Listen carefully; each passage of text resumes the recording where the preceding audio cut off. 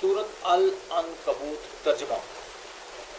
इब्राहीम ने कहा, इस बस्ती में तो लूत मौजूद हैं। फरिश्तों ने कहा, हमें खूब मालूम है कि इसमें कौन है। हम उन्हें और उनके मुतल्लिकीन को ज़रूर बचा लेंगे, सिवाय उनकी बीवी के कि वो उन लोगों में शामिल रहेगी जो पीछे रह जाएंगे। और जब हमारे भेजे हुए फरिश्ते लूत के पास पहुँचे तो उनकी वजह से सख्त परेशान हुए और उनकी वजह से उनका दिल तंग होने लगा। उन फरिश्तों ने कहा, आप न डरिए और न गम कीजिए, हम आपको और आपके मुतल्लिकीन को बचा लेंगे, सिवाय आपकी बीवी के जो पीछे रह जाने वालों में शामिल है। इस बस्ती के बाशिंदे जो बदकारी करते रहे हैं, उनकी वजह से हम उन पर आसमान से अजाब नाज़िल करने वाले हैं।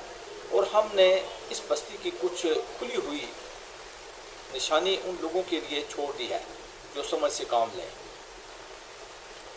और मदीन की तरफ हमने उनके भाई शुएब को भेजा। चुनांचे उन्होंने कहा, मेरी कौम के लोगों, अल्लाह की इबादत करो और आखिरत वाले दिन की उम्मीद रखो और ज़मीन में फसाद फैलाते मत फिरो। फिर हुआ ये कि इन लोगों ने शुएब को झुठलाया। चुनांचे ज़लज़ले ने उनको आ पकड़ा और वो अपने घर में ऊँधे पड़े रह गए। और इब्राहीम ने आद और समूद को भी हलाक किया और उनकी तबाही तुम पर उनके घरों से वाज़ह हो चुकी है।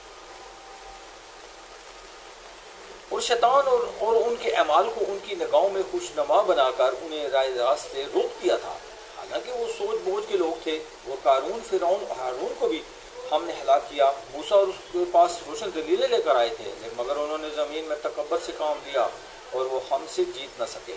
और हमने उन सब को उनके गुनाहों की वजह से पकड़ में लिया। चुनांचे इनमें से कुछ वो थे जिन पर हमने पथराव करने वाली हवा भेजी, और कुछ वो थे जिनको एक चंगाड़ ने आ पकड़ा,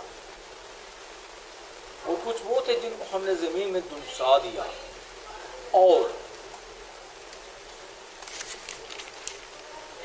कुछ वो थे जिन्होंने पानी में गर्क कर दिया। अल्लाह ऐसा नहीं था कि उन पर जुल्म करता, लेकिन ये लोग खुद अपनी जानों पर जुल्म किया करते थे।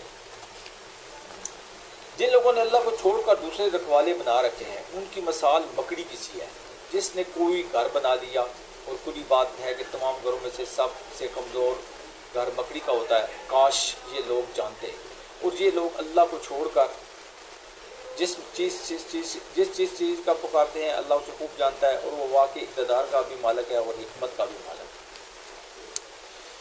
हम ये मसाले लोगों के फ़ायदे के लिए देते हैं और उन्हें समझाते हैं कि जो इल्म वाले हैं, अल्लाह ने आसमान और ज़मीन को बरहक मकसद के लिए पैदा किया है। दर हकीकत यह है कि इसमें ईमान वालों के लिए बड़ी निशानी है। और ऐ पैगम्बर, जो किताब तुम्हारे पास वही के ज़रिए भेजी गई है, उसकी तलावत करो और नमाज कायम करो।